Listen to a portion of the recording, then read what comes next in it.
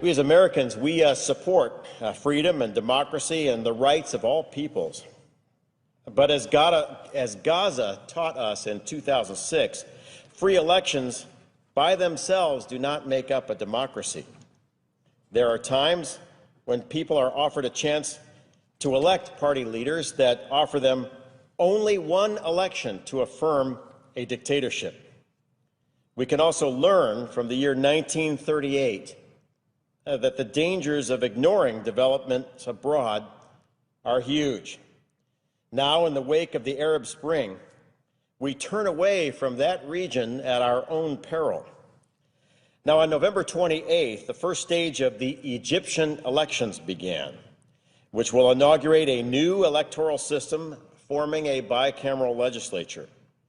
This first stage determines about 30% of 498 seats for the government's lower chamber called the People's Assembly. Before Egyptians arrived at the polls, protesters filled Tahrir Square in Cairo, and as a result, over 40 Egyptians were killed. Many are objecting to the military's interference in the electoral process and the decision to force elections well before secular parties had a time to build their capacities. According to public polling and sources on the ground, this will likely hand an electoral victory to the Muslim Brotherhood and more radical Islamic elements within Egyptian society. Although elections will last until March of 2012, the prediction of a Muslim Brotherhood victory is already becoming a reality. Early data shows an alarming trend of Islamicist domination of the Egyptian parliament. On December 5th, the High Electoral Commission announced that leaders of the Freedom and Justice Party, that's the political arm of the Muslim Brotherhood, had received a plurality of 36% of the vote, while the secular Egyptian bloc had gained less than 12%. When we include the runoff elections, which took place last week, it appears that the Muslim Brotherhood has won 73 out of 150 seats, or 49% of the currently contested outcomes. This is the same party that led a pre-election rally of 5,000 chanting, quote, "One day we shall kill all the Jews," and another quote, "Tel Aviv, Tel Aviv, Judgment Day is coming." While many expected the Brotherhood to do well, there were other surprises. Salafist parties made up of anti-Western hardliners who follow a particularly radical version of Islam are also faring particularly well. Surpassing predictions, they received 24% of the vote in the first round. Importantly, these elections also included so-called liberal districts of Cairo and the Mediterranean port city of Alexandria. The weakness of liberal parties, namely their inability to reach out to voters effectively with a serious agenda, is now fully exposed. Islamicists are taking full advantage of deeply rooted networks that extend from the mosques into Egypt's poor districts, and their grip in the traditionally conservative areas of Alexandria proved particularly tight. And these areas are also home to a majority of the Coptic Christian community. It's clear that if Islamist parties and candidates continue their currently won gains in other elections, they will capture 60% of the national vote in Egypt. This will situate the new Egyptian parliament around deep ideological differences between Salafis and the Muslim Brotherhood and liberal groups, making the Brotherhood the power brokers between Egyptian left and right. Now, what does this all mean? By January, the United States could face an Egypt defined by a hatred of Israel and many of the freedoms we hold dear: a freedom of expression, of women's rights, the right to practice any religion. This Egypt counts Iran as a friend and poses a threat to the Camp David peace accords, which have served as the cornerstone for Egypt's strategic position for 30 years.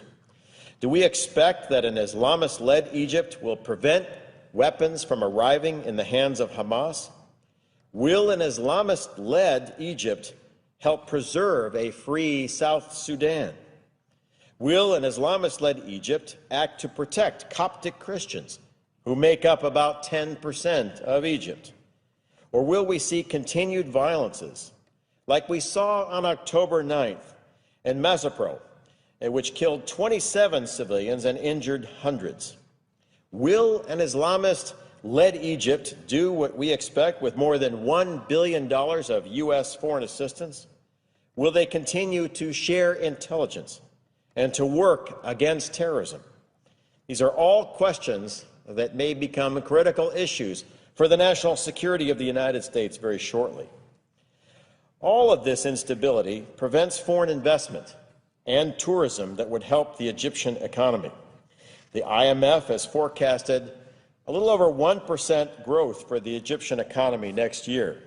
They said inflation will top at 11%, while almost 12% of Egyptians will be out of work.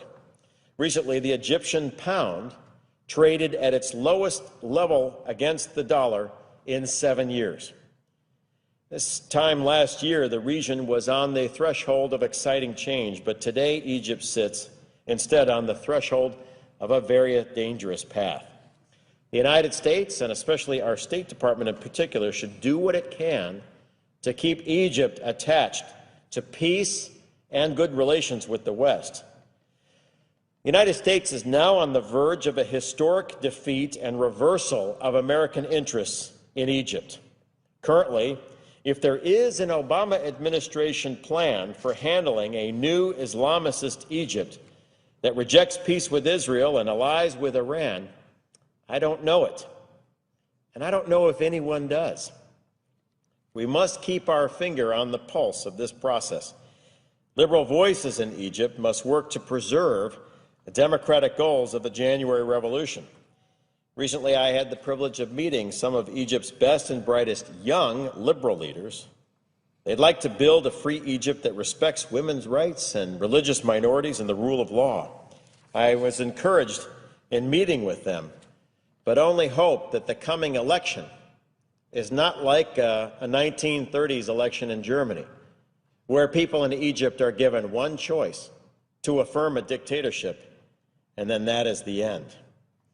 If a radical Islamic government rises in Egypt, one that disavows the Camp David peace accords and no longer acts as a stable strategic partner in the Middle East, then we will look back on the recent election in Egypt and its successors in December and January as the turning point for a historic reversal of the United States.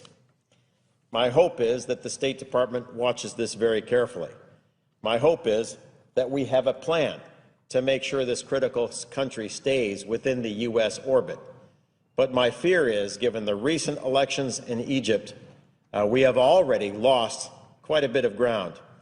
And if current trends continue, then by the middle of next year, we will have a Muslim Brotherhood government in command of the Suez Canal, in charge of Cairo, the second center of learning in the Arab world, along the border of our Israeli allies, friendly to Hamas, friendly to Iran, and hostile to Europe and the United States.